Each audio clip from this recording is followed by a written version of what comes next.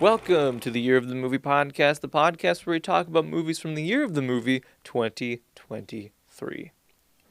We're your hosts, and we started this podcast because 2023 was kind of a goofy year for movies. You had really weird movies, you had not great movies, and you also had great movies. What a collection. Something for everyone. Yeah.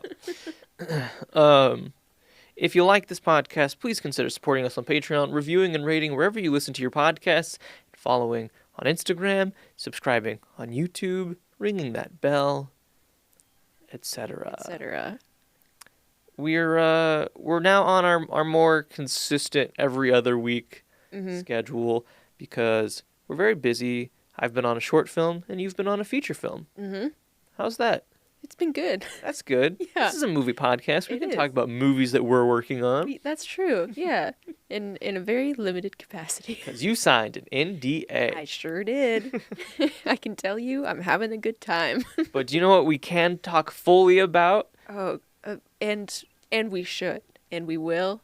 Because that's what we're here for. Because we watched this movie and now I need to tell someone about it. Today's episode is about the movie Beautiful Disaster. You know it. You love it. You read it? You've been requesting it. You guys just won't shut up about it in the comments. Exactly what this is about, and you know which Sprouse brother is in it. Tell me, what's the synopsis of Beautiful Disaster? So, for the two people who don't know, Beautiful Disaster's synopsis is college freshman Abby tries to distance herself from her dark past while resisting her attraction to bad boy Travis. I'll tell you, on Hulu, it says Playboy. Yeah, that too, I guess. I just it's such a small detail, but the fact that his name is Travis is very funny to me and sets the tone for everything else. There's nothing wrong with the name Travis. Travis Scott, Travis Kelce, Travis McElroy. You got some good ones in there. Just like bad boy Travis. It's very funny to me. Isn't one of his brothers named like Tucker or something? Yeah. What if he had been named Tucker? Bad boy Tucker. He's gonna hacky sack his way into your heart. So what were your first impressions when you heard about this movie? Oh yeah, baby. I'm all about Travis. Yeah, I mean it's one of the things where I think I was scrolling through a list of 2023 released films and I saw Beautiful Disaster with a Sprouse brother and I was like, what is this nonsense with a Sprouse brother? And then I watched the trailer and I was like, oh yeah, I can't wait to watch this one. This is some nonsense. This solidly falls into the bad category. I'm just going to say that now. Yeah. But it was one that I was excited for because of how bad it looked. Yeah. I think either you showed me this movie as like, look what we get to watch at some point, or, because it's on Hulu, so I think at some point we were just scrolling through trying to find 2023 movies, and then we watched the trailer for it, and it was like, awooga, this is gonna be a lot. So those were my first impressions, and they were my last impressions, actually. Yeah. Yeah. It's pretty consistent. I know the other day when we were like, we need to watch a movie, and I pulled this one up. I was like, I'm kind of leaning towards this, and you were resistant. And the only way that I got you to watch it, and so this is a plus for all you viewers out there who haven't seen it yet for some Who reason. want to watch along? It's only everything that we cover. an hour and 36 minutes. Yeah, you can squeeze that into your schedule. Yeah. Yeah. My vote was for The Little Mermaid, because I figured just get that out of the way, and then we watched this one instead, and there's a surprising amount to talk about with this movie. My only resistance to it was like it looked so terrible that it's a little bit of a mental jump for me to get into a movie that looks so terrible. Yeah. But then once you're in it, then you're like engaged because again, it's so terrible. Yeah. So, I didn't do a breakdown for the trailer of this movie because we'll go through the plot of everything and it's pretty much the same. But the first 5 to 10 seconds of the trailer is just the shots of Mr. Sprouse in the shower, like, so it's just like Yeah. hot dude shots, and then she wakes up, and then it goes into the rest of he's in like a Fight Club situation thing. So watch the trailer if you want. If you want to get like a true accurate marketing of this movie or any movie, then watch the trailer for this one. It's very, very silly. The cast of this movie includes a Sprouse brother, and I'm going to reveal which one now. That's right, everybody. It's Dylan. Dylan Sprouse as Travis I don't know why this Maddox. is Austin. Who is Austin? I have no idea. Virginia Gardner as Abby Abernathy. Austin North as Shepley. Yeah. I don't think he's a Maddox though. He is. They're cousins. Oh, really? Yeah. When was that established? Like, I missed that. yeah, it was a brief line. All right. Yeah. Well, Austin North is from Cincinnati. He is. Lieb Bearer as America Mason, Neil Bishop as Parker Hayes, Brian Austin Green as Mick Abernathy, Rob Estes as Benny, Michael Kudelitz as Jim Maddox, and a lot of these lead actors were Disney Channel credits. Yeah. Obviously, Dylan Sprouse. I think Virginia Gardner too has a couple of things. Let me think. No, actually, she was in Project Almanac. That was like one of the big things that got her famous. It's like a found footage thing. All right. Fall, that movie where like two girls are on top of a really tall tower and they're gonna fall. Yeah. She was in Halloween. Austin North is in what is it? I didn't do it, and All Night, and Outer Banks, and Kicking It. I feel like I've seen some memes of his Disney characters recently. Yeah, and then Michael Kudlitz was in Walking Dead. Yeah. He's pretty recognizable. Brian Austin Green, I think, is a kind of recognizable guy. He was in Beverly Hills 90210. And married to Megan Fox. Yeah. That's how I know him. Really? Yeah. Megan Fox? Mm-hmm. The MGK one? Mm-hmm. Wow. Yeah. Interesting choices. Yep. So we're going to do a plot summary. I took this from Wikipedia because there are some parts where I was like, I don't know how to describe that. And then Wikipedia described it. So I was like, great, thank you. So if I skip over anything important or want to stop and break something down further, we can. So, Abby Abernathy, who was groomed from a young age by her father to excel at cards, leaves her home in Las Vegas in hopes of reinventing herself in college. She is roommates with her old friend Mare, short for America, who on her first night takes her to a secret fight club. There, Abby and the starfighter Travis have instant chemistry. The next day, Abby pays for her first semester to the bursar in cash, but is warned that future payments must be done through the bank. This never comes up again. Talking about it... Why would it? Yeah. Talking about it with Mare, Travis pops by and throws her off guard, then disappears. Travis reappears in Abby's class, catching her spying on him on Instagram. He insists on picking her up later for a dinner date. Although Abby does meet with him at the designated time, she dresses in a decidedly non-sexy way, will not allow him to pay, and clearly establishes they are only platonic friends. Travis tells her about his family, but she divulges nothing about herself before calling it a night. Pause. Yeah. When Travis reappears in Abby's class catching her spying on him on Instagram. It was Photogram. It was called Photogram. Mm-hmm. And then he says, you're Insta-stalking me. Yeah. Which I think is weird. Mm-hmm. 2, she literally whispers out loud, oh my God, he's so hot. Mm-hmm. In class. Mm-hmm. And then... Do you not do that? The professor says, excuse me, young lady.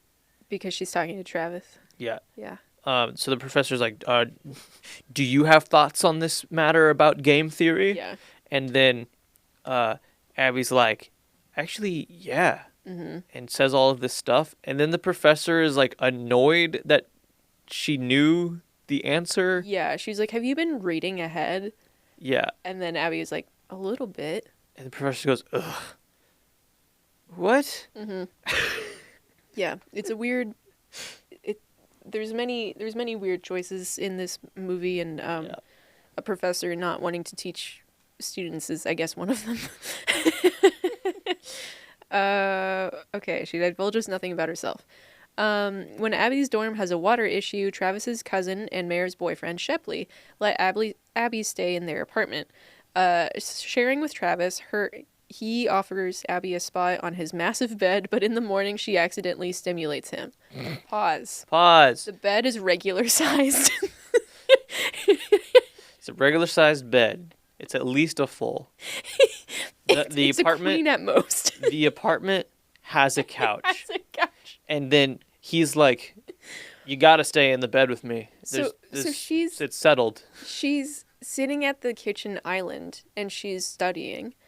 And then they like do some dialogue back and forth where basically he was like, my room is open if you want. Yeah. And I'm pretty sure she's like, oh no, I'm good here. And then it cuts to her in his bed studying. Yeah. Which, like, having a flat surface to write on makes...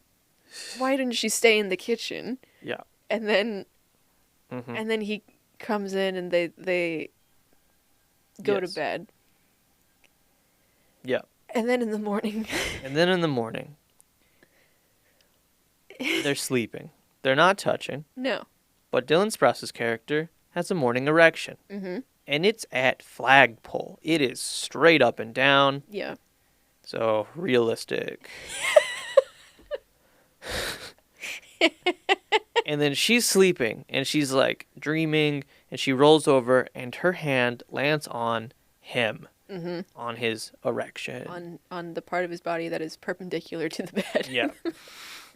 And then she starts touching it because she thinks she's touching what seems to be a pet in a dream. Bunny, maybe? Yeah. And he does not react quickly. No. He's just like... He's like, Abby, you gotta wake up. Abby. But he's not moving. Yeah, it's basically Willy Wonka in the original where he's like, wait, no, stop. Come back. And then she wakes up and she screams, and there's stock footage of birds flying away. Yeah. This is really stock footage, the movie. Yeah, it is. But that scene might be the worst.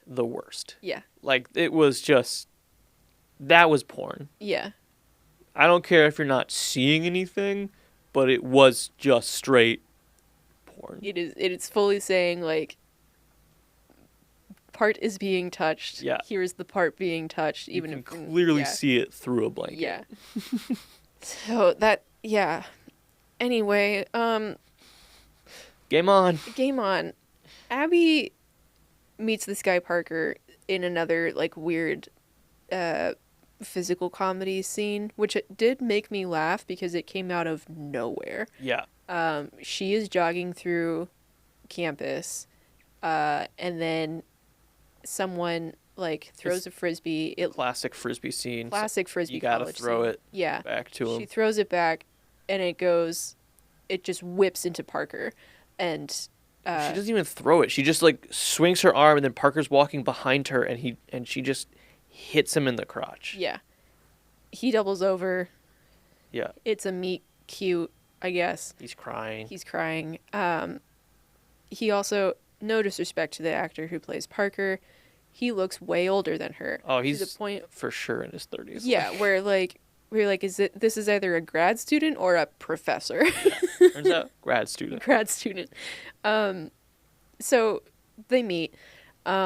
So after Abby has a dinner date with fellow student Parker, he takes them to watch a fight. He keeps calling it a show. He's like, I want to take you to see a show. And they get there and it's another fight club. Yeah, but he says, like, the show is... It's one of the Shakespeares. Is it Titus? Yeah, I think so. Yeah. It's a weird... It's so weird. So, turning out to be another Travis fight, she talks with him beforehand, and he makes a wager with her, which he wins.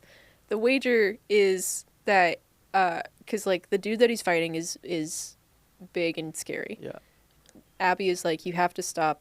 This guy's going to kill you. He's like, oh, he won't even like land a hit on me. Yeah. And then he says like, let's make it interesting. Like if I win, you have to stay with me for a month. Yeah. And then if she wins, then he says he won't sleep with anyone for 3 months because he's a playboy. Yeah. and they agree. So he won the match without his opponent touching him. So Abby must stay in his bed in his apartment for a month. She has to. She has to. A few weeks in, Travis takes Abby home to meet his dad and 4 brothers. Soon they break out cards and chips for poker. Initially opting out, eventually they deal her in. Or she initially opts out, and then the brothers deal her. Okay, so when she cleans house, her Vegas background is revealed that she's the infamous Lucky 13. A 13-year-old girl who was sweeping the Las Vegas poker scene. Yeah, which, like, obviously 13-year-olds can't gamble legally in Vegas, so it was the whole thing. So, and then she's retired. She's out of the game. At the beginning, she's writing her dad an email like, I love you, but I have to leave. I want to be around people my own age and have a normal life. And she's got a weird relationship with her dad, a strained relationship. So the following days, they get closer and closer, culminating in Travis and Abby starting to get it on. Panicking, she throws him to the floor and seeks Mare. Abby believes she's in love with Travis, but before she can return, Travis bolts. Seeing a loving message from Mick on her computer, he gets jealous. Travis has no idea he is her father, whom she had avoided engaging with since she left Vegas. Abby leaves, furious, and is later found asleep in the library by Parker. After Shepley sends out an APB for her, he takes her to a surprise birthday party. Hold on, we have skipped so much in that. Yeah. So, they're getting it on. What a phrase. Travis sees a message from Mick that says something like, I'd love to see you. Can I see you this weekend? Replying to her being like, I miss you too. Yeah. So Travis just thinks it's another guy. Yeah. So he leaves. He gets drunk. Mm-hmm. They can't find him. The next morning, he comes back drunk with a cat. Mm-hmm. And this is maybe the one funny scene. Dylan Sprouse is trying so hard in the comedic bits of this movie. Yes. Where he's drunk and he's like, I found a cat. He's mine now. His name is Fluffy and I will kill for Fluffy or something like that. Yeah. And then Abby leaves. Yeah. Angry. And then meets Parker in a library. Yeah. Yeah. Okay. Yeah. We're at the party. Yeah. So Travis decides like the only way that he can show Abby how much or like how sorry he is to throw her this massive party. It's at a frat house. Yeah. They get there, they're partying. Travis and Abby don't really talk very much. And yeah. And then like Parker is like around, but Abby is like dancing with Mare, drinking a lot. And then eventually she's like, you're not fun to Parker. Parker is a 35-year-old dude at a 20-year-old party, and he's wearing a backpack. He's a backpack guy. He's talking about the healthcare system. At a party. Yeah. Parker was like the one good person in this movie. Parker was the one normal person in this movie. And you're supposed to think that he's kind of the dud. Yeah. Because he is trying to become a doctor. It's doing that like that rom-com thing of setting up two potential people for the lead character. Yeah. And like this guy is perfect on paper, but there's just something missing. And it's missing is that he's 35. and stable. and stable.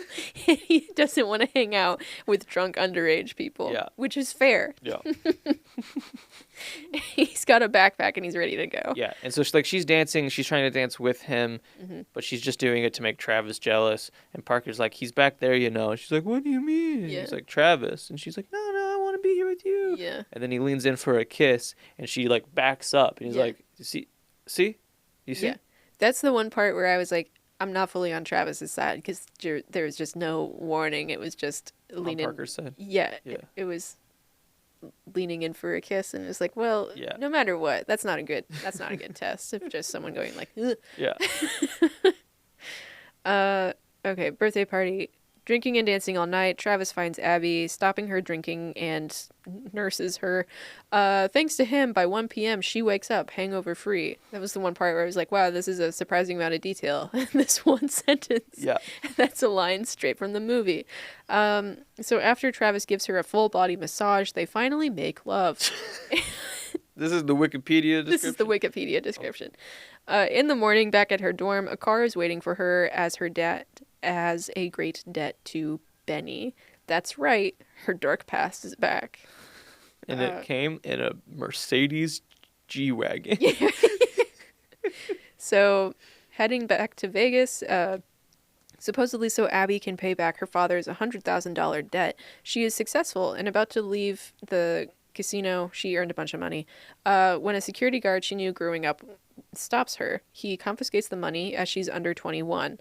So she's told that she still owes the money, or Benny tells her that he still owed $100,000. So Travis offers to participate in a prize fight to win it back for her. Pause. Yeah. She goes to Vegas and she plays poker, and there's like this whole scene of her playing poker and being really good at it. And during that scene, the movie's a completely different movie. Yeah. She is a completely different character. Yeah. It's like she gets there, she's in like a hot person sequin dress. Yeah. And she sits down and she's doing the like thing of like what color are these colors the good part? Or, like, am I doing a good job? But like just hustling the table the entire time. Yeah. Which like by the time you're, I don't know, let's say $20,000 in, wouldn't you be like, oh, this girl knows what she's doing and I should stop losing money? Yeah, they to would her? have left the table. Yeah. It's the same people the entire time. But, you know, it's a bunch of dudes who are like, no, she's just a lucky woman. Yeah, and she, like, is making fun of them while she's doing it. Yeah. Which, like, also then, like, she's not in character. Yeah, no, it's a completely different... Yeah. Yeah. So she wins all the money. It's like a whole montage. All of it. It's a whole montage of, like, chips on the table, like, money counter going up, and cards. There's graphics. Yeah. They're like keeping track. It's really weird. It's very like part of the movie where the heist happens. Yeah. But this isn't a heist movie. And then she's leaving and then a security guard is like, Yeah. oh my God, Abby? And she's like, Jesse? Dog, yeah. what's up? I'll totally call you. And he's like, hey, I have to take that money from you, actually. And then she goes and meets with Benny and is like, I lost the money. Mm-hmm. And then it starts getting like creepy where it's like this, like, because he owns a strip club. So they're in a strip club in his office. The conversations with her dad while a stripper is right next to them are also like, Yeah. What is the tone of this movie? Yeah, there is a shot where it's like, it's a wide shot. They're at a booth talking. Mm-hmm. And then in the foreground is a nearly naked woman dancing on a pole. Yeah. And they're just having a normal conversation of like, Dad, why are you doing this? Growing up was really hard. And I don't think it was supposed to be comedic. But it was funny. Yeah. So she's talking to Benny in his office, and he starts to almost get predatory. He starts to take his shirt off, where he's like, I still need, like, I'm still owed something. Yeah. And she goes, what are you doing? And he goes, relax, or she goes, I think she says, like, I have a boyfriend or something. He's like, so do I. No, he's like, I'm gay, you're not my type. Yeah. And it was just like... Okay, but you know what you're doing. Is this supposed to be funny? I don't, like... Yeah. Where it was like, don't worry, this isn't a Like, she isn't selling her body or Well, something. because like not only does he take his shirt off, but his lackey who is in the room looks away. Yeah. So it's like, oh, something's gonna happen. Yeah. So then also, like, while she was in Vegas, then Travis has been losing his mind where Yeah. he's like, where is she? And then Rachel. and then he goes to Mare, and she's like, she has her location shared with me. He's like, Travis, why didn't you do that first? And then they see that she's in Vegas, and he takes off on his motorcycle, and he goes there. So then he kicks the door into the office, and he's like, don't touch her. And then he gets her out of there. They're in the hotel room. They try and make love. They wreck a hotel room. Yeah. In a And- scene that's also supposed to be funny. Yeah, but Where- it was just It was like a series of pratfalls. yeah. Where they just ended up destroying the hotel It was room. really loud, and then so you hear other people in the building being like, "Quiet down in there! What's going on?" Yeah. And, like the phone starts ringing, and it's like, this is a strip club motel. Yeah. I don't think they would be that concerned that Yeah. quickly. But yeah, so Travis decides to fight club for her. So this is how the last paragraph of this movie Skips a lot. Yeah, it does. So it just says, meanwhile, Abby discovers it was a ruse, mixploy to get her gambling, or it was mixploy to get her to gamble for him.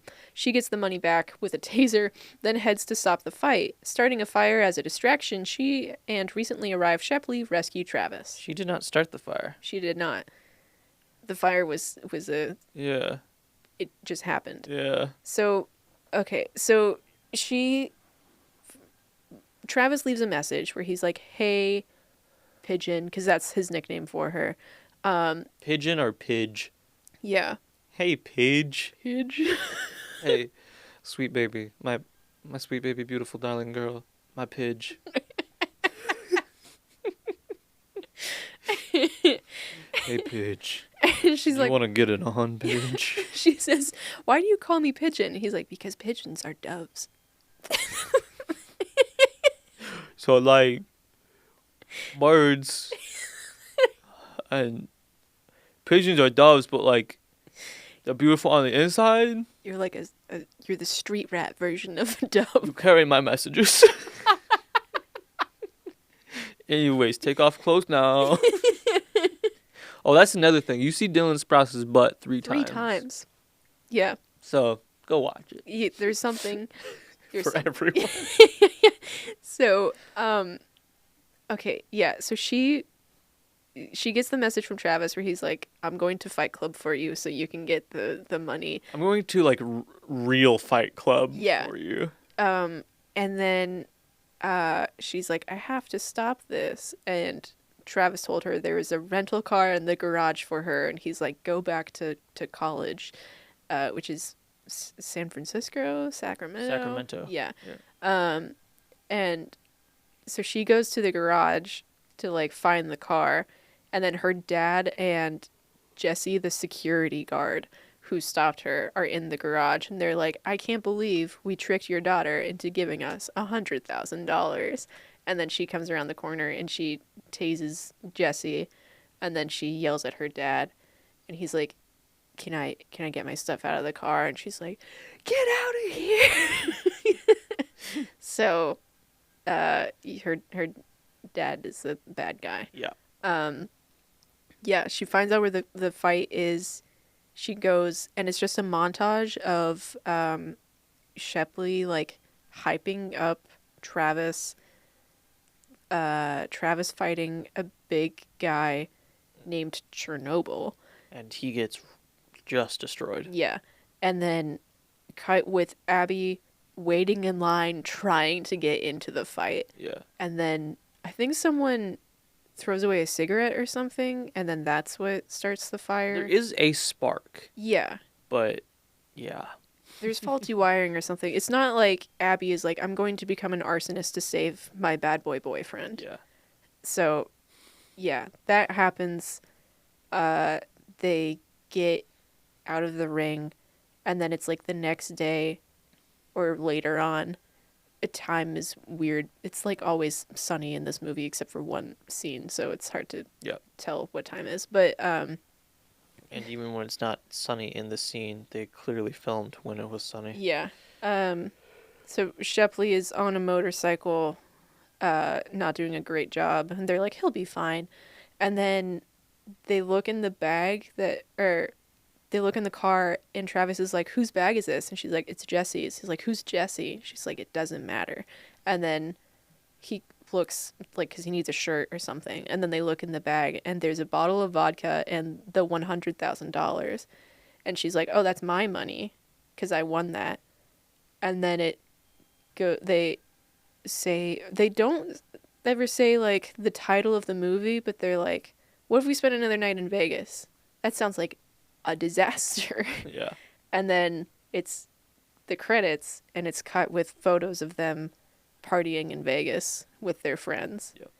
And then it leads directly into the sequel. That's right. There's a sequel, and we're going to watch it. Don't you worry. I'm worried. It was not a 2023 movie, so we probably won't. We might, just for fun. But we might. So, things that stuck out.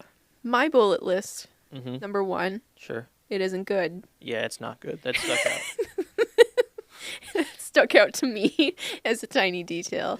There's a lot of continuity issues where it's like tiny background stuff. There's a lot of stuff where it's just like the logic of these characters, they don't make any sense. Why like should they? the weird professor thing, or like the you have to stay in my bed for a month and let's not think about that thing. Yeah. Like whatever. But there's stuff with like they start making out, and the previous shot had established that the door to the room is open. Yeah. Like that kind of stuff. Or she tases Jesse, and her bags were on the ground in the garage. So it's like, well, you just left all your stuff behind. Like dumb stuff like that I'm going to pay attention to, where I'm like, you've just made things totally inconvenient for yourself, and also someone could walk in on you right now.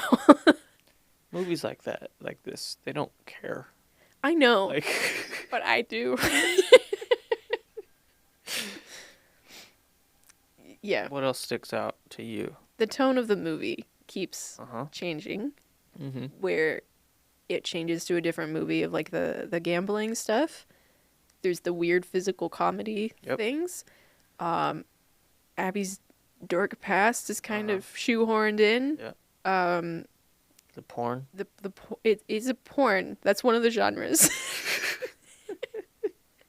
It's kind of graphic whenever they do get it on. Then it like there's no insertion, but it's graphic. But it shows as much as he possibly could without showing. Yeah, to the point where when the credits were rolling, I was like, okay, good, they did have a intimacy coordinator. Someone was called an intimacy coordinator. Yeah, and then while we were watching it, you kept asking, who is this for? And I was thinking about that, and it's like, and also because of we'll get into the book that this was based off of and the production facts, but like, when I was watching it, I kept thinking like, oh, this is for like young teens who like this is a quote unquote ultimate romance fantasy, like one of those like total wish fulfillment things. But I feel like you legally can't recommend this movie to a minor. No. Because of how graphic. So because this was a book, are. My assumption was that this is either for 18, 19-year-olds who are just figuring themselves out, or 40, 50-year-old women who are reading this as I wish that this could have happened to me. I think the answer is yes to both, because that's kind of, I think the romance genre is a little bit complicated, where like it's wish fulfillment, it's like it's not going to be realistic, and like if you are a fan of that, then you know that going in. I think it's really hard to translate that into a movie and make it effective and make it make sense. Something that stuck out to me. This movie was brought to you by KFC, Oh yeah. Lay's, Yeah. Doritos. What else we got?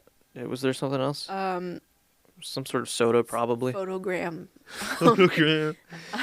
The product placement was Terrible. so bad. Like they have the KFC bucket in the middle of the table, and they're even like one of the lines is, "Who's ready for some fried Kentucky chicken?" Yeah, we've also been watching the franchise recently, and there's an episode where they have to do some product integration into the movie, and that's what it felt like. Of like, I was just thinking about the meetings that they had to have where KFC decided, yes, they will sponsor this movie, but you have to have a line in it about how good the chicken is. Yeah. And they made it work. Yeah.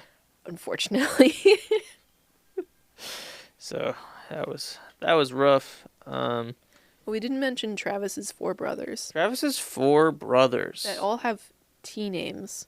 3 of them are degenerates, and one is like a professional, but they're all... It's Trenton, Taylor, Tyler, and Thomas. And Travis. Yeah. And then their dad, Jim. Yep. And their dead mom. Yep. Who would have loved Kentucky Fried Chicken. Had she been around when it was invented.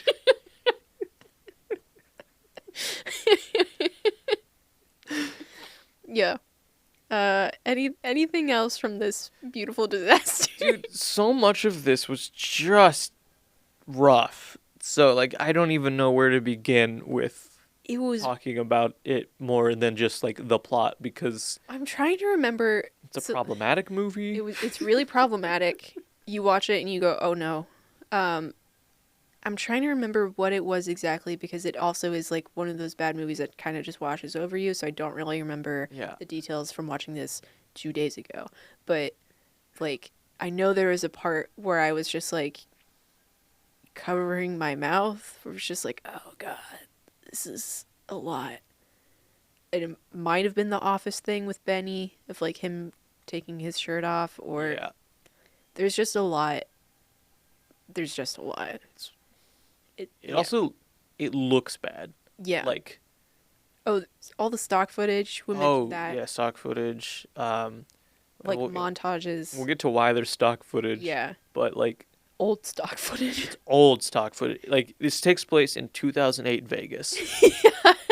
And modern-day Sacramento, I guess. College Sacramento, 2008 Vegas. Yeah. Where, like, when Travis was like, where is she? It's like... When is she? Yeah. She's in 2008. Anytime they would go to Vegas, you would get at least 10 different shots of Vegas from stock footage. Yeah. Like, it was just, they stayed on it. They clearly needed the run time up, and they're like, let's just do, like, a minute of stock footage. Yeah. Like, the buildings look the same, I imagine, never been, but, like... All the cars are old. All the cars. All the footage is obviously not HD. Yeah. It was a little rough. What was I saying before the stock footage? You said stock footage, and before you said stock footage, I said something else. What did I say? You were talking about brand stuff. No, whatever. I'm sorry. It's fine. Keep going. Anything else that stuck out to us before production facts? No, just do production facts. Oh, you're saying that so much sticks out, and then it's hard to... Oh, no, just the cinematography. Oh, yeah. There wasn't any. It was put the camera here. Yeah. Turn some lights on. Mm-hmm. Not good lights. Just lights. Yeah. So, that's all I wanted, yeah. Yeah. Okay, production facts. Yeah. So this movie had a digital release by Vertical Entertainment on May 3rd, 2023, and then it began streaming on Hulu on August 11th. It was released for 2 nights only in U.S. theaters, April 12th through 13th, as part of Fathom Events. That's wild. Yeah. So it does not have U.S. box office numbers. Sure. So it has an hour 36-minute runtime, like we mentioned, and it's rated R, as it should. Yeah. So it's got a 25% on the good old tomato meter with 54% popcorn meter. So the audience reviews on Rotten Tomatoes range from this was really bad to fun adaptation of the book if you're already a fan, unexpected and funny, and one guy said it's one of the better rom-coms my wife has dragged me to, which I imagine she dragged them to their living room.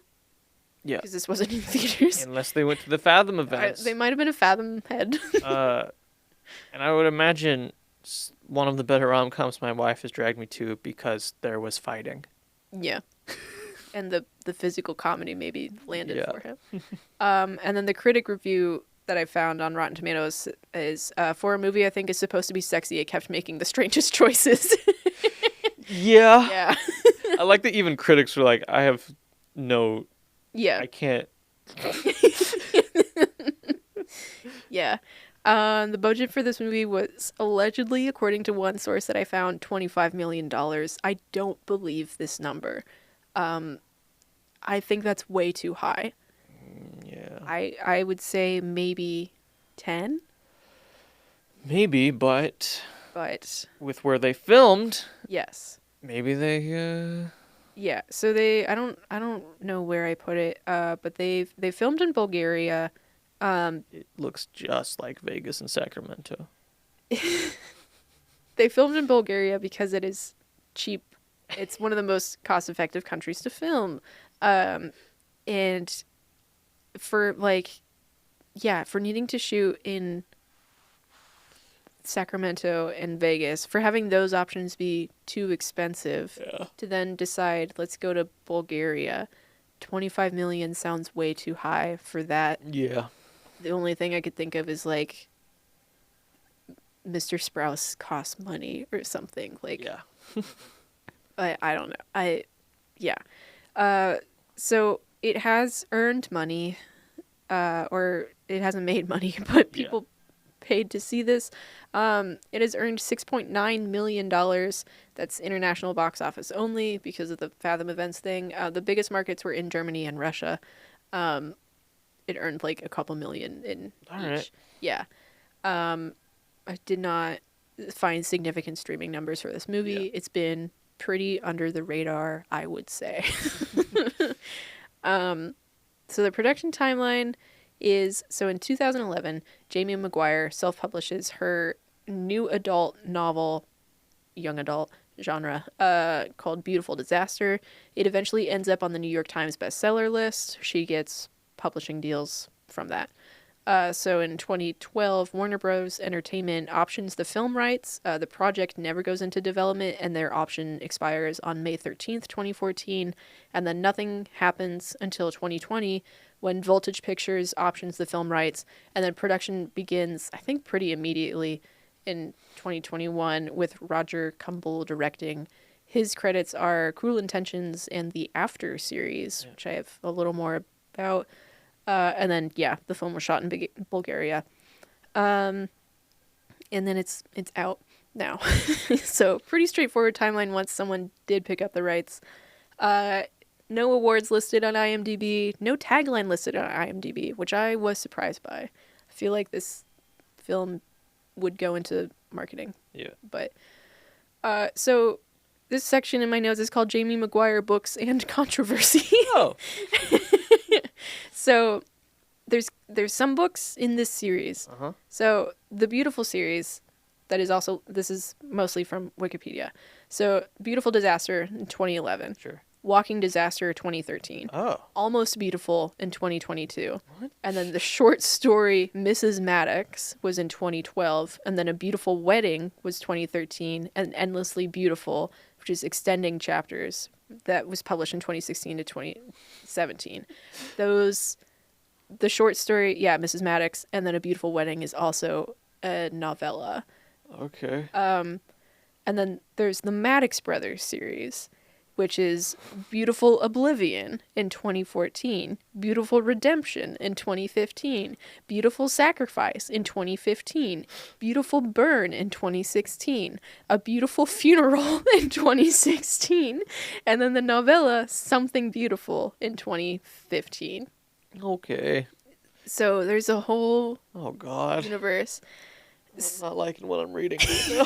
So Jamie McGuire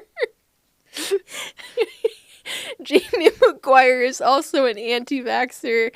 She's a white supremacist with ties to the Proud Boys, and she's a pro-insurrectionist. Right, so don't watch this movie. She was tweeting stuff on January 6th about how patriots are gonna take back the country. Yeah.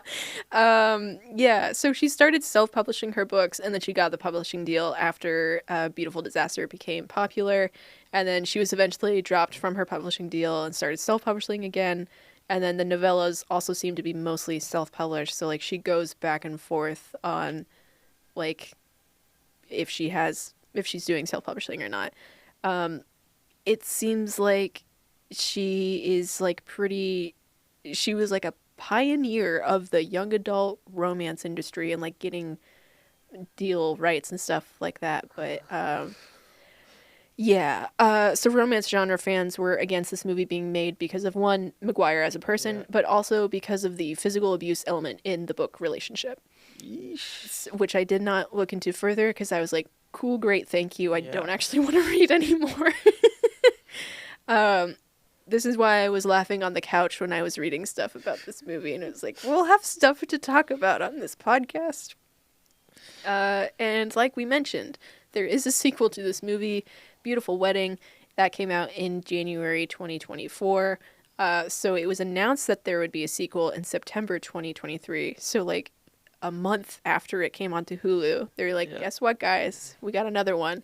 And then principal photography took place in the Dominican Republic at the end of 2022, and it has the same release as Beautiful Disaster. It had a 2-night Fathom event and then digital release with Vertical Entertainment. Are we doing a third? Is there going to be a third? Not that I've seen. And also, don't you worry, Beautiful Wedding has like all the main cast members back, including the Maddox brothers, but not Mr. Megan Fox's ex-husband, as far as I can tell.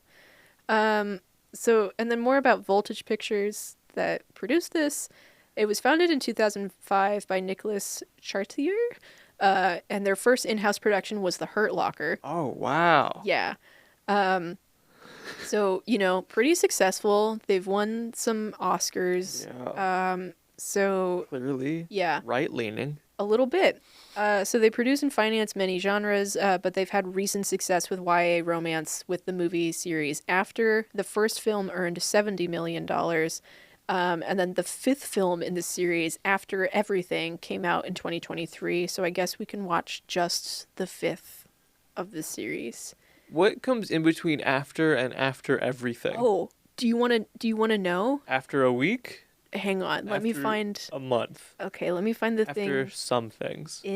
After nothing. Okay, so this is from the About section of their website. Voltage represented worldwide rights on After based on the internationally best-selling series of books that debuted #1 at the box office in 17 international territories, including Germany and Italy, when released in April 2019 and grossed over $70 million worldwide. The highly anticipated sequel, After We Collided, opened in September 2020 and grossed nearly $50 million worldwide. The third installment, After We Fell, grossed over $32 million worldwide, while the fourth film, After Ever Happy, was released in September... Not After We Got Up? After Ever Happy was released in September 2022 and grossed over $28 million worldwide. The fifth and final installment of the After franchise, After Everything, is scheduled for a 2023 release. Their About section is not updated. They've also released another Dylan Sprouse movie, Aftermath, and a recent Dennis Quaid film called Reagan. Both of those came out in 2024. Reagan being the propaganda movie about Reagan. Yeah. So Dylan Sprouse has a good Voltage deal, I guess. Oh man, Dylan, what does that mean for you? I don't know. He seems like a nice young man from the little I've read about him. If you're white? All I know is he loves his wife. Who's? Barbara Pavlin. Is she white? She's a model. So Virginia Gardner, her husband is Jed Elliott, who plays the bass for the band The Struts. Oh. One of Travis's brothers is wearing a Struts shirt in the movie. And then Jed Elliott also plays a character named Jimothy in Beautiful Wedding. And Virginia Gardner and Rob Estes, who plays Benny, were in another 2023 movie together, See You on Venus, also produced by Voltage Pictures. Wow. So we have much to look forward to. Yeah. From Voltage. Thank you, Voltage. Thank you. I mean, don't thank you because you seem like maybe like a bad and racist company. Yeah. I was interested in Voltage, like, as a concept, or like how whenever something like this comes out, it's like, my God, how did this get made? Yeah. And yeah, people just money, basically. Money does a lot. So the after series, like, obviously Hurt Locker made them big or like legitimate. They listed in their about sections like a bunch of awards and stuff, and they're like, we've earned over these Oscar nominations and blah blah blah, and all of them are from the Hurt Locker pretty much. But yeah, they've done a bunch of various genres, but then a lot of things that I was seeing said that, like, with the success of Bridgerton, then a bunch of companies were like, oh, romance isn't a risky genre for us to get into. There is actually money here. So then that's why they did After, which I have never heard of, but is, I guess, really, really big because that's one of the, like, credits that they were listing. Besides, like, Cruel Intentions from the director, they were like, from the people that brought you Cruel Intentions and the After series, like, in the marketing of this movie. Yeah. It didn't quite land as much as After did for some reason.